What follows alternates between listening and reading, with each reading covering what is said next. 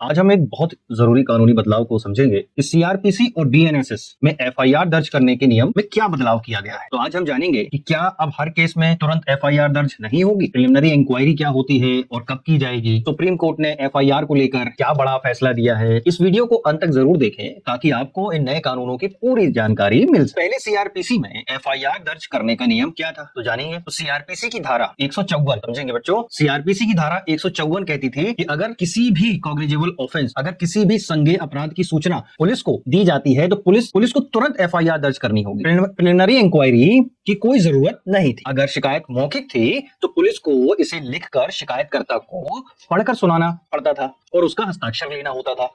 मतलब अगर अपराध संज्ञेय था तो पुलिस को एफआईआर दर्ज करनी ही होती थी। लेकिन बीएनएसएस में कुछ नए नियम जोड़े गए हैं। तो आज हम जानेंगे कि बीएनएसएस में एफआईआर के नए नियम और प्रिलिमिनरी इंक्वायरी क्या है। तो बीएनएसएस की धारा 173 में क्या बदलाव किया गया है। तो धारा 173(1) में कहा गया है कि एफआईआर दर्ज करने की प्रक्रिया लगभग पहले जैसी ही रहेगी, लेकिन एक नया प्रावधान 173(3) को जोड़ा गया है। अब अगर अपराध जिसकी सजा 3 साल से 7 साल के बीच की है तो पुलिस को एफआईआर दर्ज करने से पहले प्रारंभिक जांच, जिसे प्रिलिमिनरी इंक्वायरी कहते हैं, वह करनी ही पड़ेगी। लेकिन यह जांच बिना अनुमति के नहीं की जा सकती। पुलिस को पहले डीएसपी या उससे ऊपर के अधिकारी से अनुमति लेनी होगी। अच्छा, प्रारंभिक जांच क्यों लाई गई है? तो झूठे और फर्जी केस रोकने के लिए, बिना वजह किसी निर्दोष व्यक्ति पर एफआईआर दर्ज ना हो पाए। अनुच्छेद 19 जो अभिव्यक्ति की स्वतंत्रता के बारे में बात करता है, इसकी पूर्णतः सुरक्षा हो सके। तो इस पर सुप्रीम कोर्ट का बड़ा फैसला आया है। तो सुप्रीम कोर्ट में यह मामला तब उठा जब गुजरात पुलिस ने कांग्रेस सांसद इमरान प्रतापगढ़ी के खिलाफ इंस्टाग्राम पर एक कविता पोस्ट करने के लिए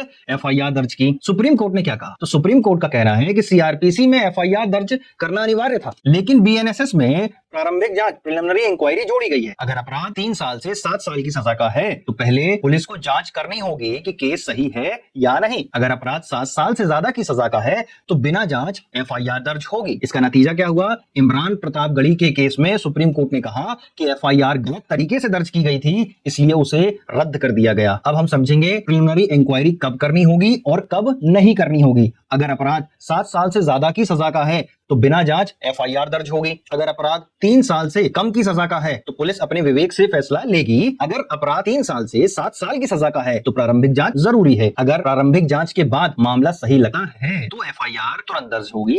अगर मामला फर्जी पाया गया तो पुलिस एफआईआर दर्ज नहीं करेगी और शिकायतकर्ता को सूचित कर दिया जाएगा। सुप्रीम कोर्ट की चेतावनी इस मुद्दे पर दी गई एवं हम ये देखते हैं कि इसका अंतिम निष्कर्ष क्या निकाला गया सुप्रीम कोर्ट के द्वारा। तो सुप्रीम कोर्ट ने कहा कि एफआईआर दर्ज करने से पहले प्रिलिमिनरी इंक्वायरी का गलत इस्तेमाल नहीं होना चाहिए। अगर पुलिस प्रारंभिक जांच करना भूल जाए तो बेगुनाह लोगों पर गलत तरीके से एफआईआर दर्ज हो सकती है।